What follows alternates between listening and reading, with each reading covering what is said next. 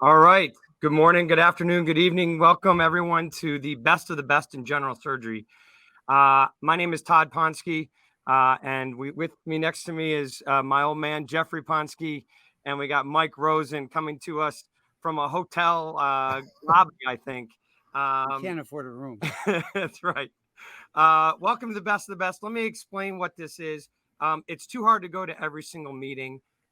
So what we do, we've asked the best societies to tell us what were the top three main papers, abstracts, big points that came out of the meeting. Let's bring it all together once a year so everyone can kind of get a summary of what were the best things from all the societies, a little summary of the year.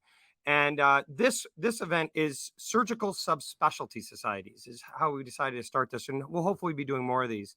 So what we did is we asked the three societies, ASCRS, AHS, and SSAT, to send us what they felt were their best abstracts. So what you're about to see are the best selected abstracts of the top meetings. So this already is the best of the best.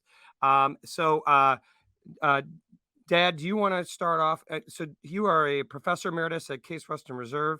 You just retired, so I don't know if you even know surgery anymore. But let's let you get started here and get going with the event. Yeah, well, I have Dr. Rosen here who pretends to be a surgeon to help me. So we're going to listen to these abstracts. What the way this is going to work is we're going to have the people present these videos of their abstract, and then we're going to have a 5-minute or so discussion involving everybody who wants to participate to ask questions about these papers, and then go on to the next paper.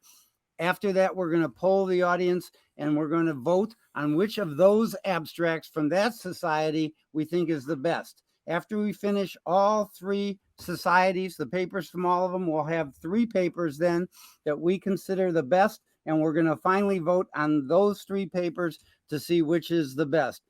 We're lucky that Dr. Rosen doesn't have any of his papers here because they're not the best of the best, but we'll go ahead and see.